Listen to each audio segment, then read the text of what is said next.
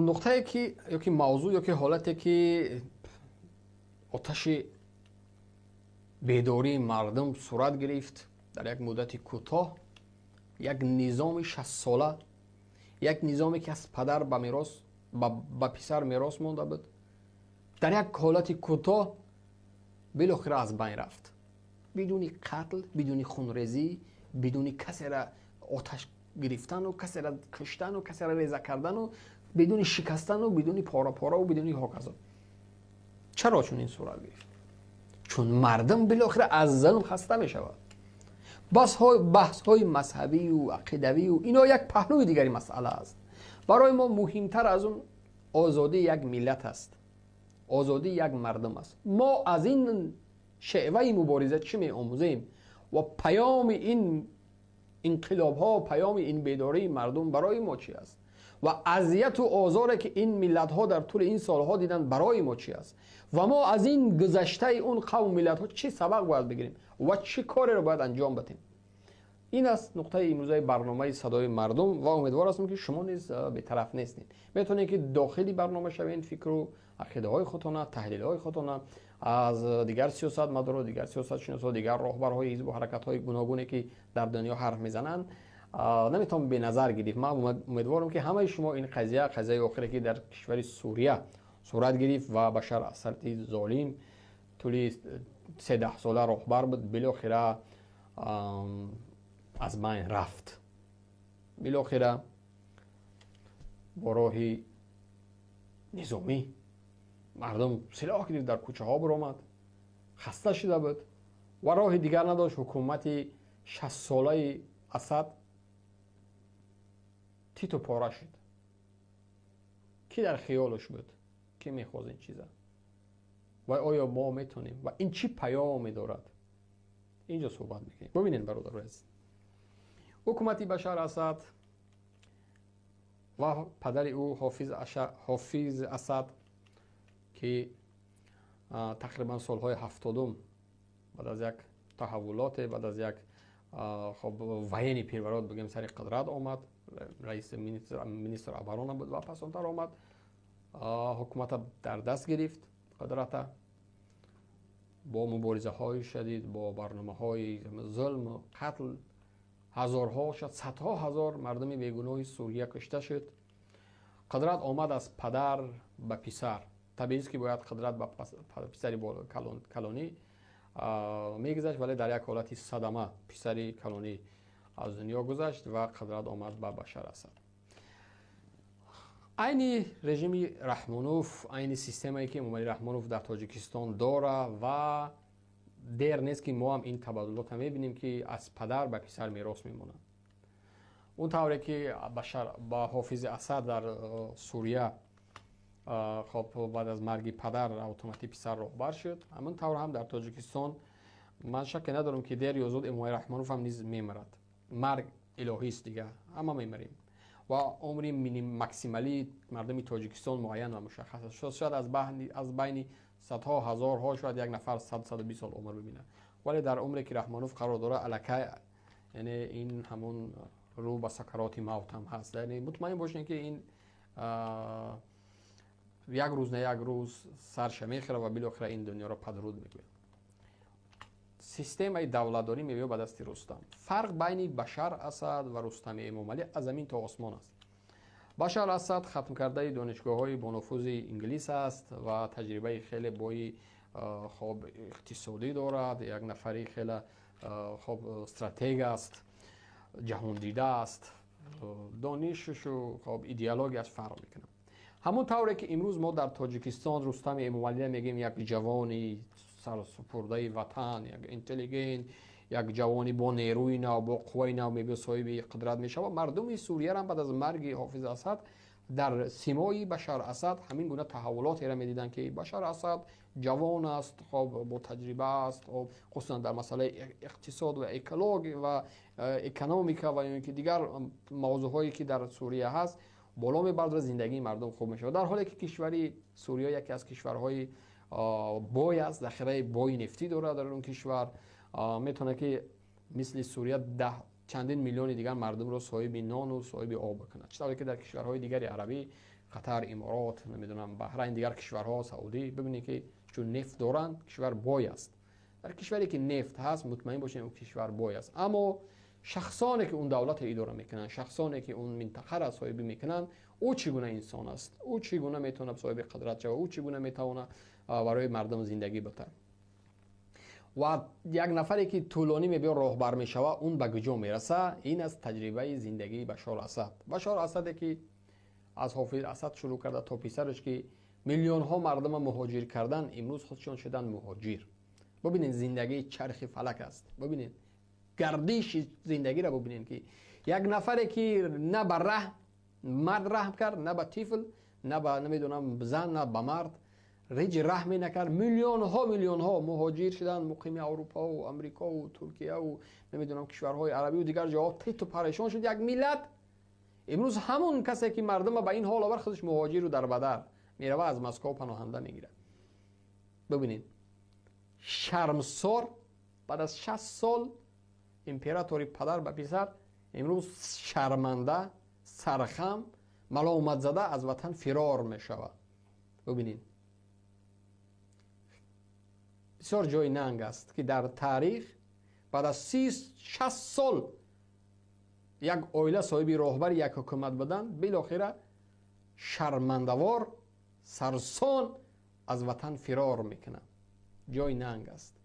این یک جای مرگ بدن. مرگ بهتر از این است که تو بعد از 30 سال 24 25 سال راهبریت بالاخره از این وطن فرار میکنی، مردم اون سرزمین به تو نفرت میکنن.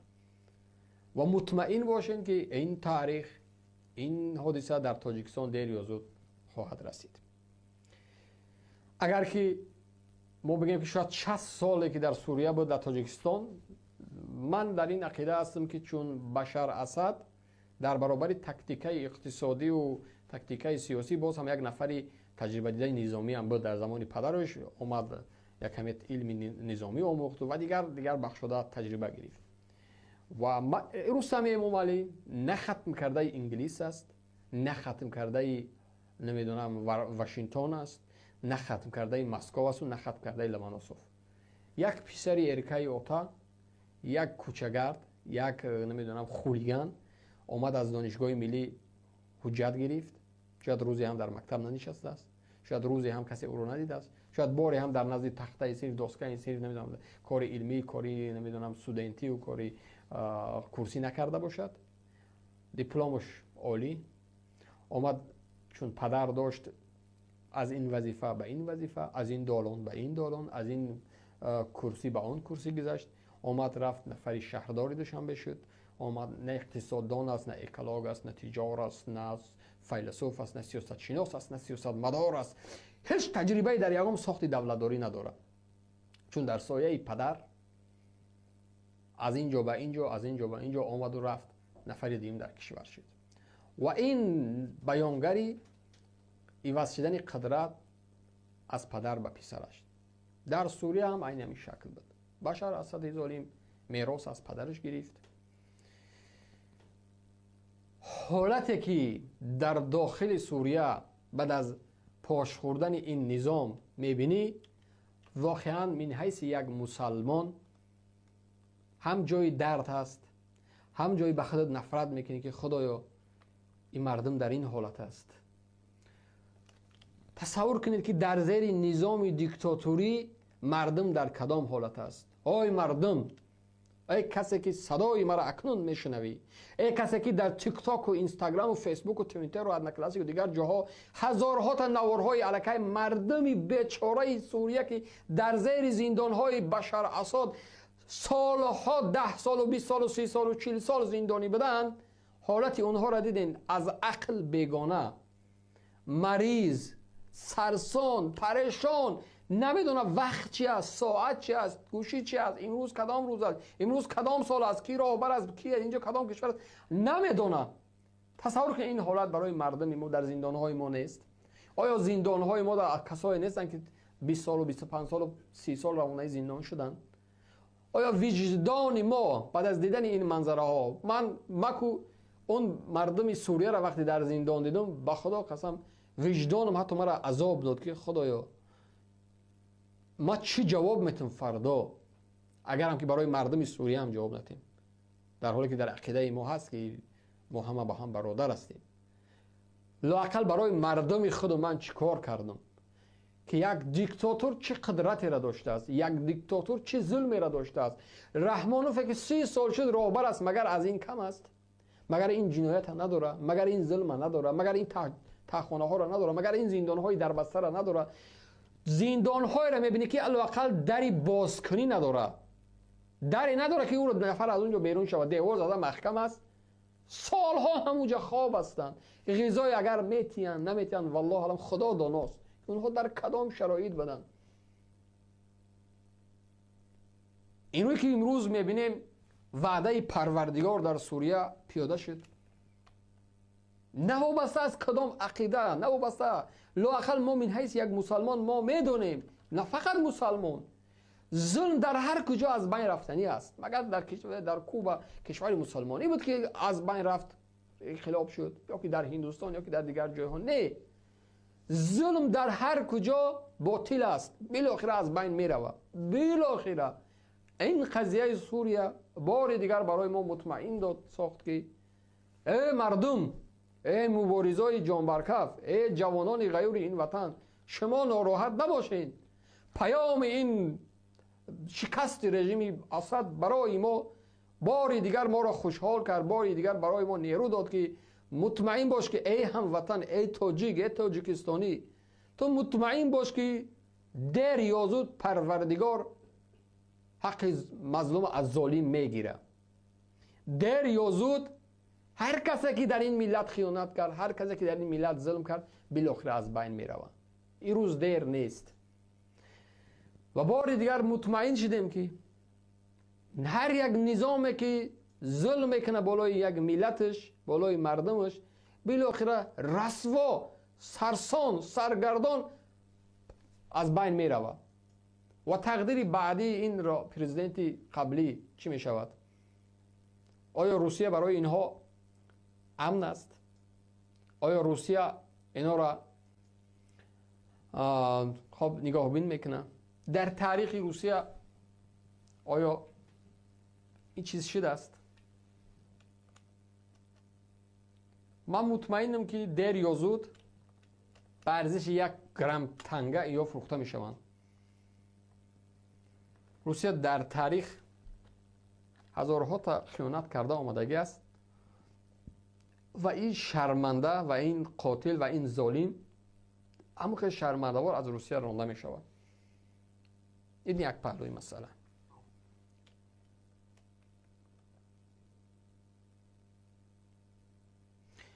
اما حکومتی که 60 سال طول کشید بین رستم، ما رستم با بشار اسد قیاس میکنیم چون پدرای اینا بودن در بالا. اینجا طبیعی است که 99% الکی سیستم رحمانوف قدرت از پدر و پسر میگذره. 99%. اگر یگام حالت مبادا، یگام تغییرات انقلابی نشوه و یکم ترک اگر در عقل اینا یکم ترک عقل انسانی جا نگیره که این خیانت نکنن، و الا 99% دیگه ما و شما میدونیم که حالت همین است.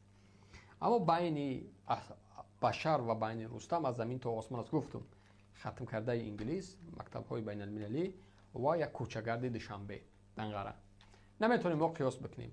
یا راهبری که تا این درجه ظالم بود 30 سال راهبری کرد چون تجربه دولتداری داشت، چون سواد داشت، چون خواب ایدئولوژی بود، چون موقعی که جایگیر بود ایران و روسیه دنبال در پشتش کمکش میکردن و ده ها چیزای یک کشور است که از جنگ شهروندی بیرون قدر زن و زنی در اونجا شد باز هم استواری استاد.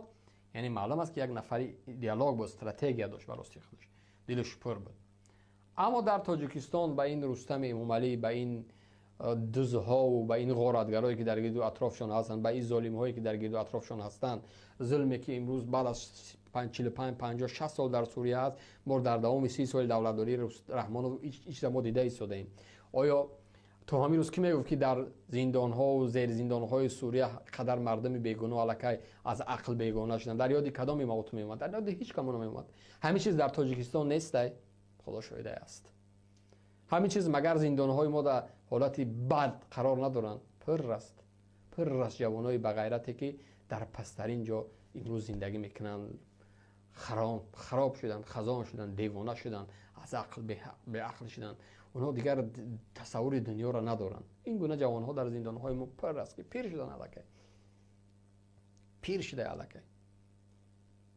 همین است که من مطمئن هستم که اکنون بار دیگر با کتف‌های بلند استاد میشم و میگم که این مردم مطمئن باشن که این رژیم رحمانوف هم مثل همین رژیم سرنگون میشود. اما شاید تقدیر رحمانوف از این بدتر شود. شاید تقدیر رحمانوف شاید به خارج هم فرار کردنش هم شاید نرسد. شاید اگر یکم حالتی نشود، ولی مطمئن باشید که این ملت شما را رسوا میکنه، پاره میکنه. این ظلمی که شما بالای این ملت آوردین، این ظلمی که شما بالای این ملت آوردین.